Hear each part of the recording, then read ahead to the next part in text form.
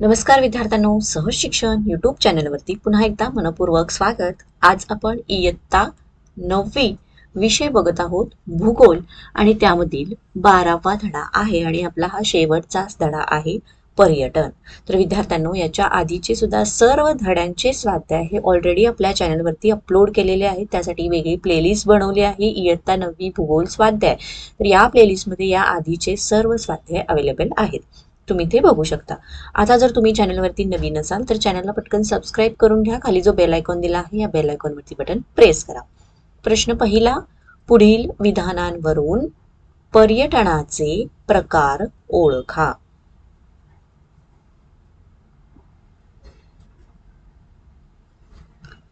यातील अ, माया संस्कृतीमधील वास्तुरचना कौशल्याची वैशिष्ट्ये जाणण्यासाठी हेमंत कुमार मेक्सिकोला जाऊन आले। तर बघा याचे उत्तर। तर हा पर्यटनाचा कोणता प्रकार आहे? परदेशी पर्यटन। मेक्सिको हा दुसरा देश आहे, परदेश आहे, तर तिथे ते गेले म्हणजेच त्यांची परदेश पर्यटन झालं। प्रश्न आ, गोवा कार्निवल पाहण्यासाठी पोर्तुगाली पर्यटक गोव्यात आले होते। तर ते पोर्तुगाल मधून गोव्यात आले म्हणजे त्यांचं काय झालं? ते परदेशी पर्यटन झालं।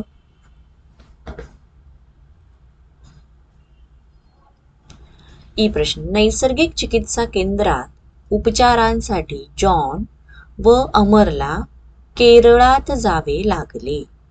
ओके, तर हा जो प्रकार आहे पर्यटनाचा प्रकार किंवा हा जो प्रवास त्यांचा घडला आहे हा कशासाठी घडलेला आहे? वैद्यकीय तपासणीसाठी किंवा उपचारांसाठी। मग काय येणार? हा प्रकार कोणता येणार? वैद्यकीय पर्यटन। पुढील ई प्रश्न, पुंडलिकरावांनी सहपरिवार चारधाम यात्रा केली। बघा त्यांनी चारधाम यात्रा म्हणजेच काय आहे? तिथे वेगवेगळी धार्मिक अशी तीर्थक्षेत्र आहेत। तर या ठिकाणी त्यांनी यात्रा केलेली आहे किंवा प्रवास केलेला आहे। तर हा प्रकार कोणता येणार मग? धार्मिक पर्यटन।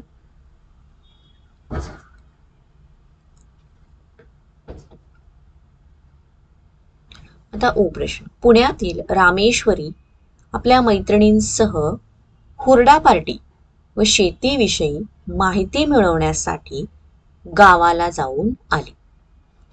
तर हा जो प्रकार येणार हा असणार कृषी पर्यटन।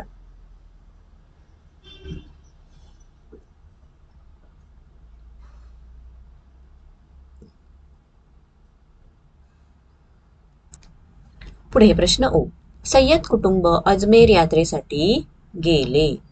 तर हे जे आहे हा प्रवास त्यांचा जो आहे किंवा पर्यटन आहे कोणतं येणार? धार्मिक पर्यटन, कारण अजमेरला काय आहे? धार्मिक स्थळ आहे। विद्यार्थ्यांनो, व्हिडिओ आवडत असेल तर व्हिडिओला पटकन लाईक करा आणि तुम्हाला असेच इतर कोणत्या विषयाचे स्वाध्यायाचे व्हिडिओ हवे असल्यास कमेंट बॉक्समध्ये हो हवे आहेत अशी कमेंट करा। प्रश्न दुसरा, अ गटातील स्थळांची माहिती मिळवा व साखळी पूर्ण करा। तर बघूयात आपल्याला अ गट अशा प्रकारे दिला आहे, ब गट आणि क गट। ठीक आहे, तर थोडक्यात अ गटामध्ये आपल्याला वेगवेगळी ठिकाणं दिलेली आहेत, म्हणजे जे स्थळ आहेत किंवा पर्यटन स्थळ आहेत ती, आणि ती कोणत्या प्रदेशामध्ये आहेत आणि तिथं नेमकं काय आहे, इथं आपल्याला हे असं याची साखळी बनवायची आहे। तर चला आपण याचं उत्तर बघूयात। ताडोबा, तर ताडोबा हे अभयारण्य जे आहे हे कुठं आहे? चंद्रपूर येथे आहे आणि तिथे वाघ जास्त प्रमाणात आपल्याला आढळतात किंवा बघायला मिळतात। पक्षी अभयारण्य नानज आहे, तिथे माळढोक हा पक्षी बघायला मिळतो। संजय गांधी राष्ट्रीय उद्यान हे मुंबई येथे आहे, काणेरी लेणी। त्यानंतर ताजमहल, ताजमहल हे आपल्या जगातील एक आश्चर्य आहे आणि ते भारतामध्ये आहे, आग्रा या ठिकाणी आहे आणि ते जगप्रसिद्ध आश्चर्य आहे। पाचवा आहे रामोजी फिल्म सिटी। ओके, तर ही फिल्म सिटी हैदराबाद येथे आहे आणि ती एक चित्रनगरी आहे, तिथं वेगवेगळ्या चित्राचे म्हणजे पिक्चर्सचे वगैरे शूटिंग केलं जातं। राधानगरी, राधानगरी हे महाराष्ट्रातील कोल्हापूर येथे आहे, राधानगरी अभयारण्य आहे आणि तिथे रानगवे आढळतात किंवा तिथे रानगव्यांची जास्त संख्या आहे। भीमबेटका. भीमबेटका हे मध्य प्रदेशमधील ठिकाण आहे आणि तिथे प्राचीन गुफा चित्रे आहेत. प्राचीन लेणी ही वेरूळमध्ये आहेत. कैलास लेणी. त्यानंतर इगल नेस्ट वन्यजीव अभयारण्य हे आहे अरुणाचल प्रदेशमध्ये आणि तिथे विविध प्रकारची फुलपाखरं आपल्याला बघायला मिळतात. आणि लोकटक तर हे आहे मणिपूरमध्ये, ते एक सरोवर आहे. ओके, तर अशा पद्धतीने आपण अ गट, ब गट आणि क गट याची अगदी व्यवस्थित साखळी केलेली आहे. अगदी व्यवस्थित हा जसा आहे अशा पद्धतीनेच हा टेबल तुम्ही राईट डाऊन करून घ्यायचा आहे. चला विद्यार्थ्यांनो, आता प्रश्न 3 बघणार आहोत. थोडक्यात उत्तरे लिहा.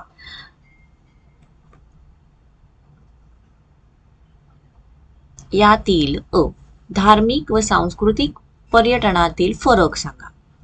आता धार्मिक पर्यटन म्हणजे धार्मिक स्थळांना किंवा धार्मिक वेगवेगळी जी तीर्थक्षेत्र आहेत यांना जे आपण भेट देतो त्याला धार्मिक पर्यटन असं म्हटलं जातं. ओके, तर चला आता याचं उत्तर बघा. धार्मिक पर्यटन हे देवदर्शन, यात्रा इत्यादी कारणांसाठी केले जाणारे पर्यटन होय किंवा प्रवास होय. तर सांस्कृतिक पर्यटन हे संस्कृतीचा अभ्यास करण्यासाठी केले जाणारे पर्यटन होय. देवदेवतांच्या मंदिरांना, साधू संतांच्या समाधी स्थळांना भेटी देणे आणि त्या ठिकाणची विविध धार्मिक विधी करणे इत्यादी बाबींचा समावेश हा धार्मिक पर्यटनात होतो. पण या उलट एखाद्या ठिकाणच्या चालीरीती, तेथील लोककला, तिथल्या रूढी परंपरांची माहिती मिळवणे आणि तेथील लोकजीवनाचा म्हणजे तिथे राहणाऱ्या लोकांचा प्रत्यक्ष अनुभव घेणे यासारख्या बाबींचा समावेश हा सांस्कृतिक पर्यटनामध्ये होतो.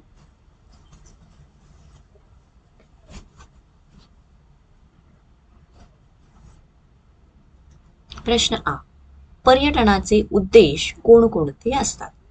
तर आपण प्रवास जे करतो तो कशासाठी करतो, किंवा आपण ट्रिपला जातो, वेगवेगळ्या देवदेवतांच्या धार्मिक स्थळांना जातो, तर याचा उद्देश काय असतो ते बघा पुढील प्रमाणे. आनंद मिळवणे म्हणजे मस्त मजा एन्जॉय करण्यासाठी, मनोरंजन, व्यापार करण्यासाठी, व्यापार म्हणजे आपला माल किंवा आपलं जे उत्पादन आहे ह्या एका ठिकाणाहून दुसऱ्या ठिकाणी पोहोचवण्यासाठी किंवा तिथपर्यंत तो पोहोचला जावा यासाठी जे प्रवास केला जातो हे सुद्धा एक पर्यटनाचाच उद्देश आहे.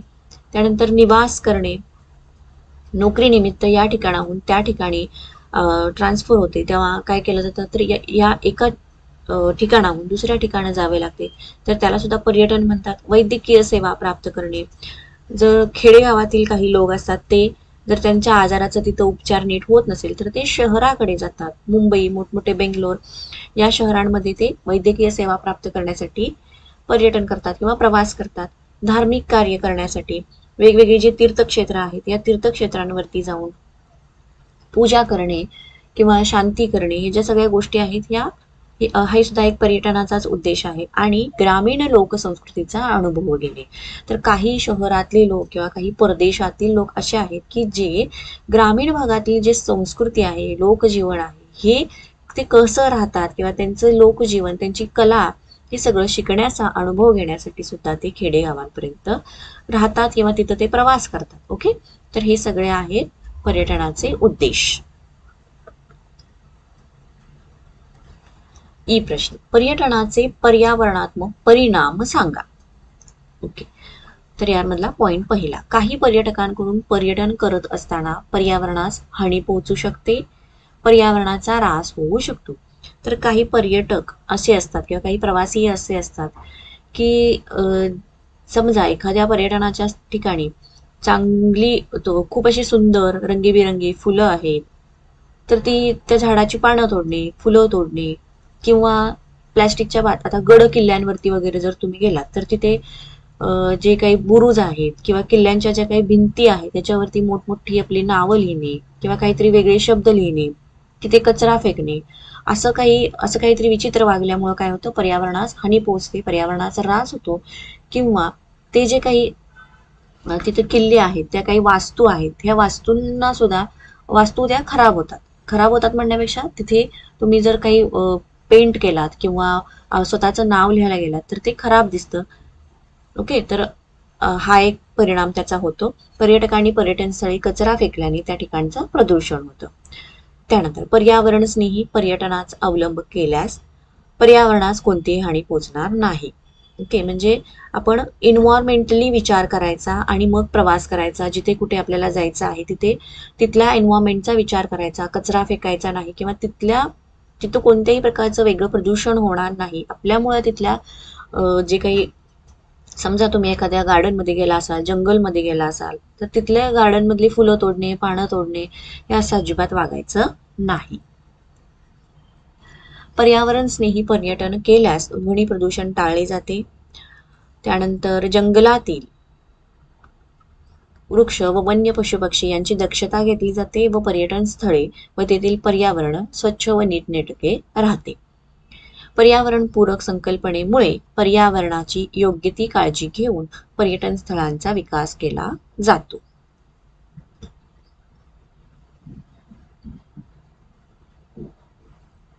पुढे आहे ई प्रश्न. पर्यटन विकासातून कोणकोणत्या संधी निर्माण होतात? आता बघा, एखाद्या ठिकाणी जर पर्यटन ते जर स्थळ निर्माण झाला असेल तर तिथे जाण्यासाठी वाहतूक सेवा लागते. त्यानंतर तिथे उपहारगृह, वेगवेगळे खाण्याचे स्टॉल किंवा कॅन्टीन हे, तसेच तिथे मनोरंजनाचे साधन म्हणून काही गार्डन किंवा वेगवेगळे शोज तयार केले जातात. त्यानंतर निवासस्थानं, ओके, तर तिथे राहण्याची सुद्धा सोय, जे काही हॉटेल्स असतील, लॉजिंग बोर्डिंग असेल ते, बँकिंग सेवा, वैद्यकीय सेवा व व्यापार इत्यादी.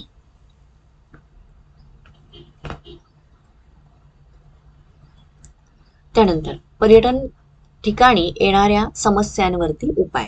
तर शासनाने पर्यटन स्थळी रास्त दरात निवासस्थानांची सोय उपलब्ध करून द्यावी. तर आता जे वेगवेगळे धार्मिक स्थळ आहेत तिथं भक्त निवास वगैरे बांधलेले आहेत, तर तिथं योग्य त्या दरात किंवा रास्त कमी दरामध्ये राहण्याची सोय करून द्यावी. वाहतुकीच्या सेवा उपलब्ध कराव्यात. पर्यटन स्थळी वैद्यकीय सेवा नियमित स्वरूपामध्ये उपलब्ध करून देणे आणि संपर्क साधण्यासाठी पर्यटक संपर्क कक्ष निर्माण करणे.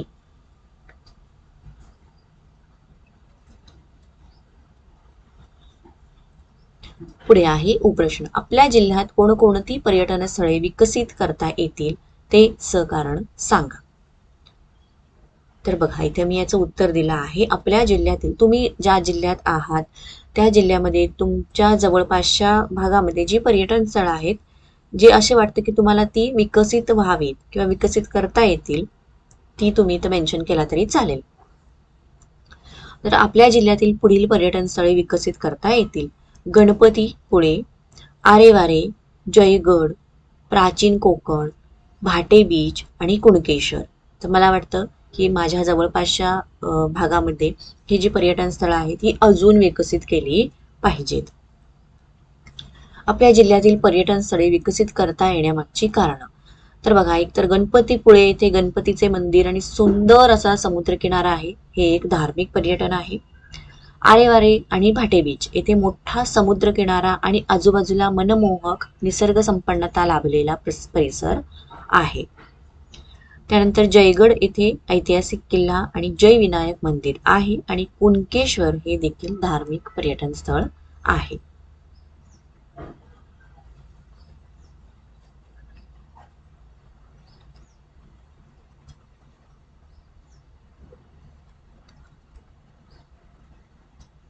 तर विद्यार्थ्यांनो, इथेच आपला हा स्वाध्याय संपलेला आहे. तुम्हाला व्हिडिओ आवडला असेल, व्हिडिओला पटकन लाईक करा. चॅनलला तुम्ही अजूनही जर सबस्क्राईब केलं नसेल, चॅनललाही सबस्क्राईब करा. व्हिडिओ तुमच्या फ्रेंड्सना सुद्धा शेअर करा आणि व्हिडिओ कसा वाटला हे कमेंट करून नक्कीच कळवा. थँक्यू.